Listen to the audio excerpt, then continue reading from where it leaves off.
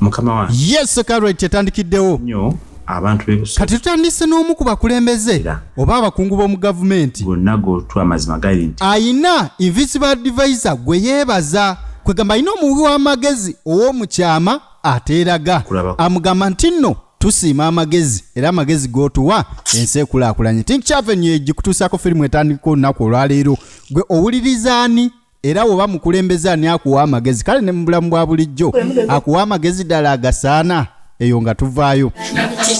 okuddako eno ku balongo waliwo obwana buno obubiri bulongo kababiri enneka Nakato essanyu lyo lingi kubanga leero gwe mulundi ogenda osooka okubeerako ku birthday ya gavana ati nga zireeta Naalongo baana mmwe nga mwekejja mwesiba bikooyi kiki lwaki temuvaayo mukimanyi nyenye ebintu bya gavana biba byakubudde ne kati mmwe ne mwefunya kati n'olaba ono babiri gwe mukadde naye osooba busoobe kati mwana muwala ono bamuyita Kisaakye Lilian amannya ge agaddala ono ye CEO wa Rena Salon and Spa kugamba ebintu by'enjala biraba edduka kubanga ye mukugu mu kyo PhD kitono nnyo professor lyerinnya lye kati abaana bamumanyi maama watuuka ku bintu by'emikola amanyi okubaswaza ndaba gye mulaga mmwe baana mmwe bamugambye eri waliyo fooko waliyo obwambe maama tuyamba obukozese togende wabigalo maama ayagala nnyo enkola eri ey'ewabigalo naggambye Kisaakye Lilian agaddala mu nsonga z'enjala ne woba oyagala zikolako ng'oli mobile bimanyi abanene ebintu ebyo mubikwasaganya ate munange Sekulwa Naalongo ng'asitula abaana be n'abantu ab'enjawulo nga bajja boolekera omukolo gagadde omukolo gwa gavana egenda mu maaso lunaku olwaleero njagala tuginnyonnyoke kubanga ejjudde amagezi ag'enjawulo agogo ge mazima otayigira kweno oba oli mukulembeze mu ngeri yonna manya nti no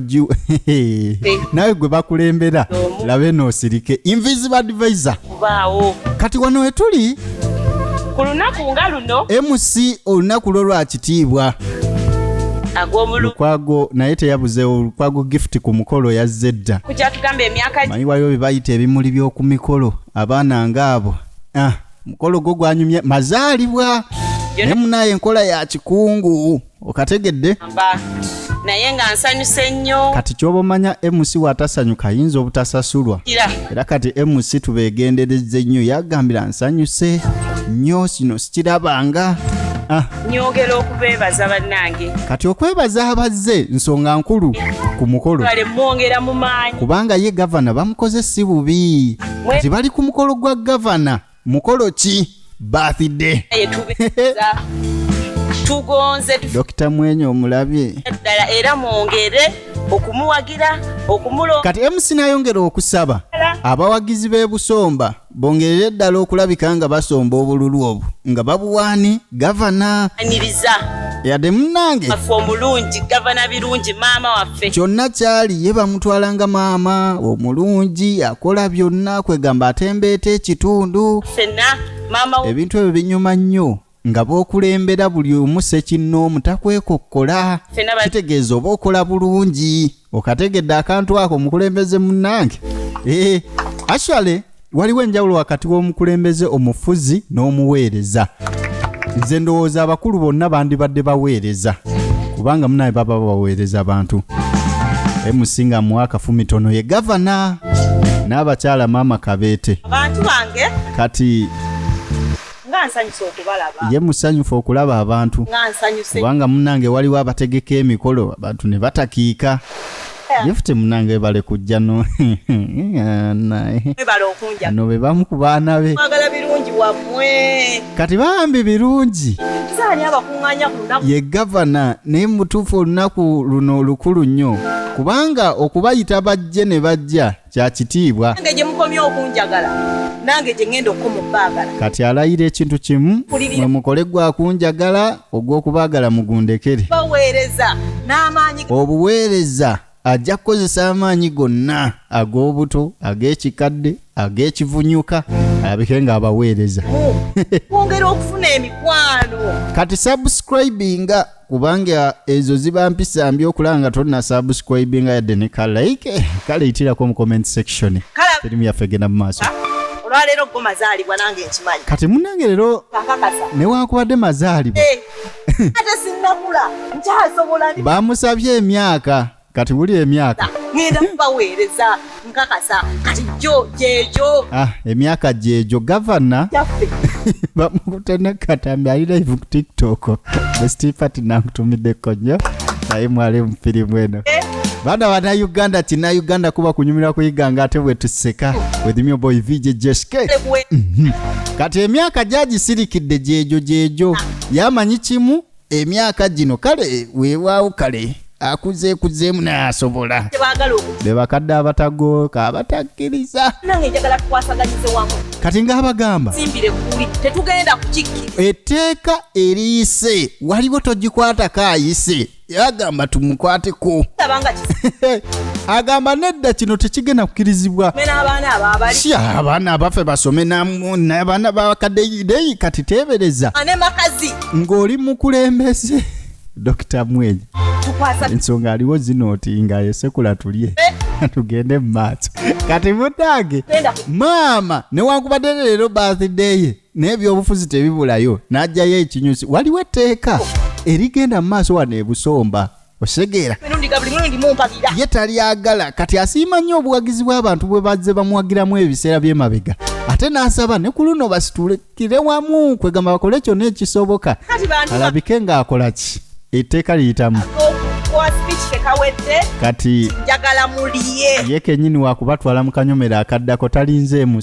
sipiiki kewedde essaawa yakufenka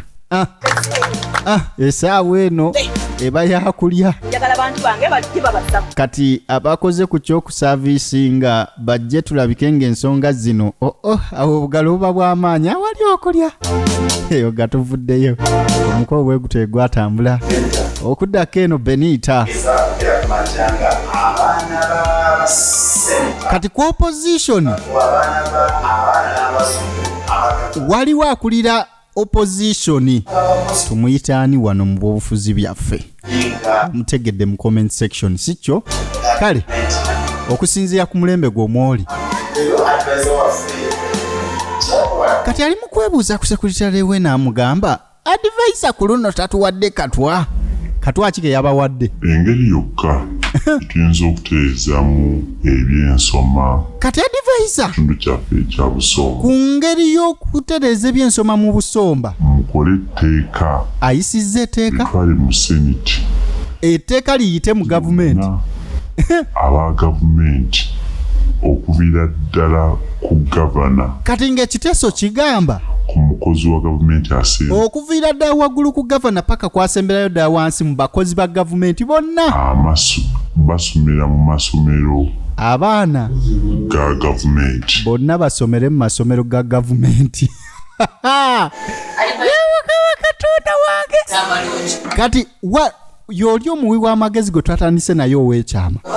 kwegamba nga ateesa nti we muba mwagala okutereeza ebintu eby'ensoma kwegamba abaana b'abakozi ba gavumenti basomere ku masomero ga gavumenti kati lyetteeka gavana lyayogeddeko nagambye onaakulira opposition oli yali mu buyinza namukadde atagooka okategedde akantu ako kati nga ye sekurita yalaba nga kino ekintu si kizibu kubanga omukulu abadde yeebuuza advisor waffe ono w'ekyama ku luno tatuwadde katwa ayagala tukola tutya abantu bannakkiriza gwe olaba ekyo kisoboka kati munnange ono sekurita n'amugamba kisoboka era kirungi ddala kubanga tulina abantu abatasobola kuteeka baana baabwe ku masomero gali aga private kubanga ga bbeeyi ate nga ge galina saaviisi ennungi naye singa abaana ba gavumenti badda mu masomero ga gavumenti tewajja kubeerawo njawulo mu masekati ga gavumenti ne private kubanga services zijja kuba kaali tosobola kuŋŋamba nti omwana w'omukulembeze ali mu ssomero lya gavumenti libeere nga teriyina kompyuta nga teriyina bitabo nga liyina abasomesa abatuuka ku ssaawa 7 ne batuuka mu kilaasi ne banyumya bunyumya mboozi after all omusaala gyeguli alo egenda mu maaso invisible advisor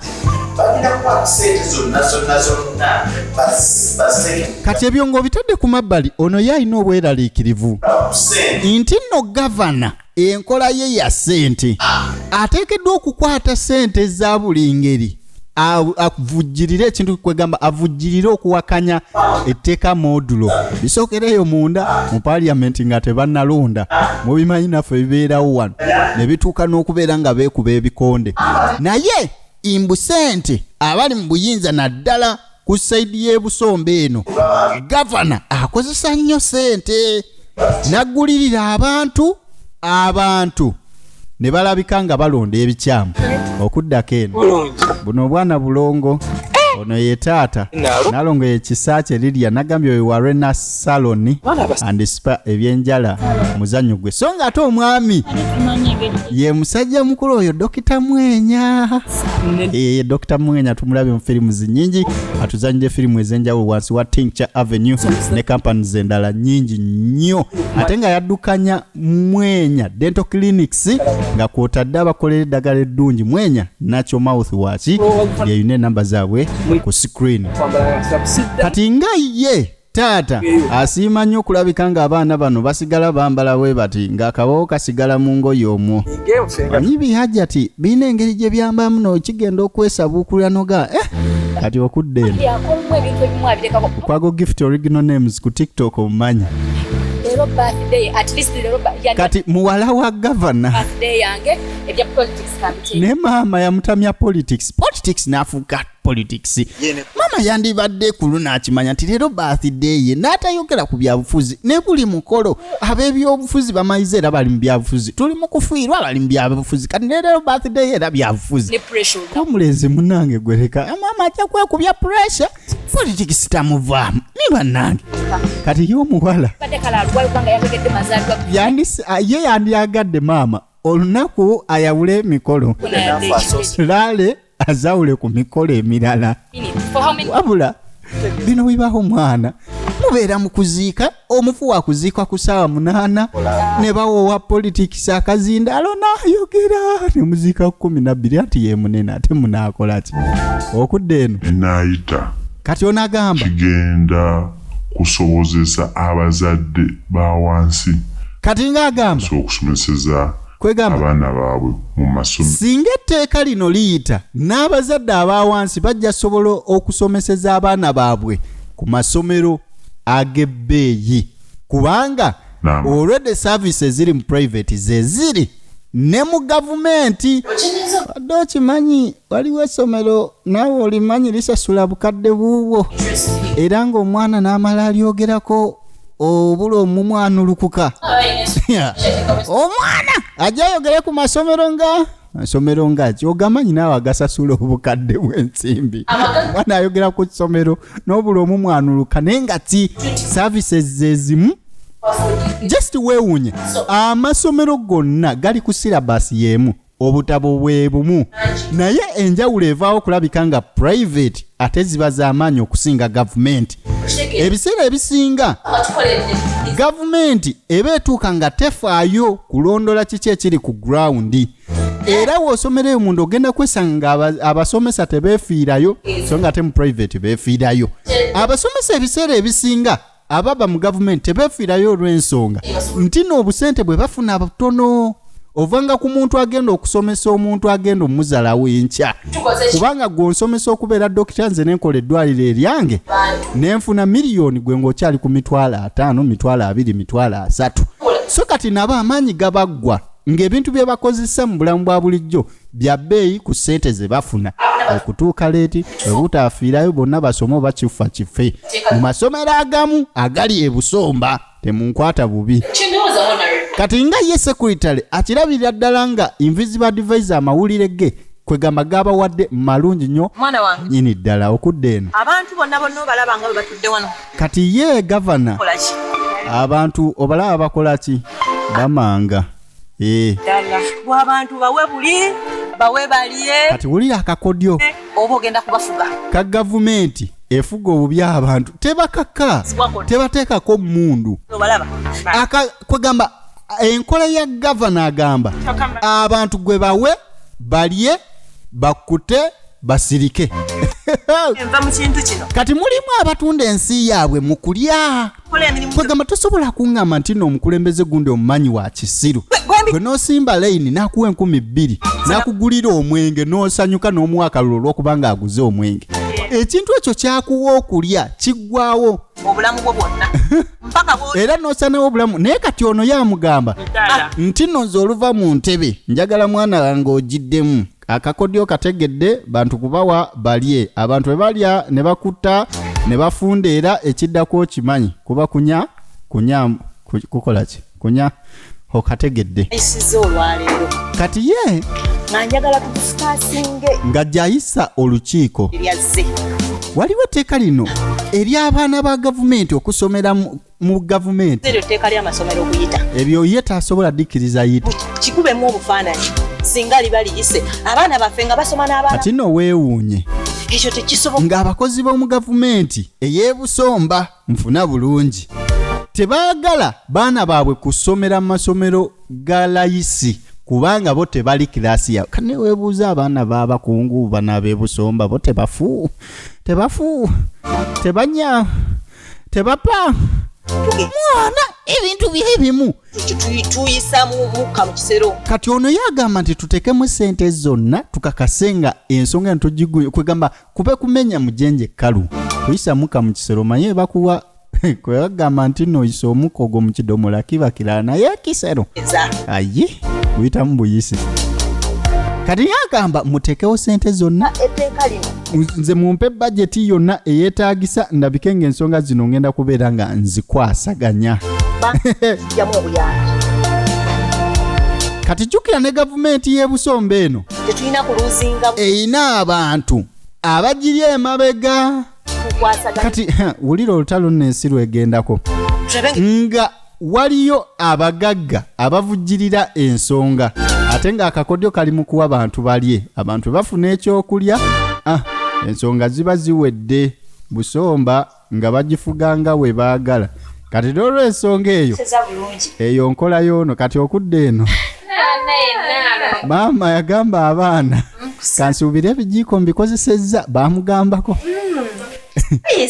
mwesaayize bulungi jiikeze maama onyakudde bunyakuzi obwedda tukulaba ovuubika kotubadde tuli kwogera ku lino etteeka eppya libangize. Kati etteeka lyakutte waggulu ne wansi. Jjukira maama gana amaka nabo bayitiddwa ku birthday teyabadde yabankuseere nnyo. Kati maama obudde talina ayagala bamunnyonnyola ensonga zino n'abaana boogera ku tteeka lyerimu n'ate bano baana basekuritale Dokita Mwenya.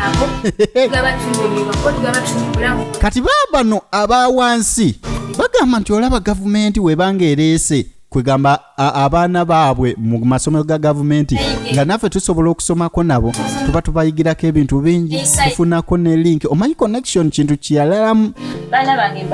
Kati maama agamba mmwe temutegera bimwogerako. Nze kyembagamba tulina kubeera omugongo gwa saalo. Kuno kwe kulya. Tulina kubeera omugongo gwa saalo. Tetulina kuva mu kitammwe kubanga eri jjajja ekyokulya. Muli musiruwala we munaayisa etteeka lino abaigulira school fees aligenda bagulira emmere. Muli musiruwala muwagire taata wammwe ebintu bibere nga wali eri ne mami. Olengera maama. Kati labayo maama tunuzaako eriisa ery'omwoyo olabe ensonga zino. Ayina abantu be naye nga baatwalanga. Okimanyi gavana ayina abantu be baatwalanga ababe era abaana be tebasomera gye tusomera kati ffe tuli mabega. Ddala ekyo tekiba kirungi. Ntuze ndaba tekiba kirungi maama kyowagira. Ate oli afa ku bantu be saa yonna taata bamumyangalaza kati kino kyebeerabira ababeera mu buyinza. Maama ali mu buyinza entebe ewooma. Yeerabidde nti bali baali nabo mu buyinza enkeera nabo bafa ku bantu baabwe basobola obbalekulira. Tubirabyeko nnyo mu mawanga gatwetoolodde naddala nga ku kyalo ky'ebusomba. Oli ng'ali mu gavumenti n'akola byonna ku lwa gavumenti ne gavumenti lw'emuwandula bwe kutaba kufa kuba kulabika bulala. Think Avenue yekutuusa katandikirawo akatundu ak'okubiri. Joske.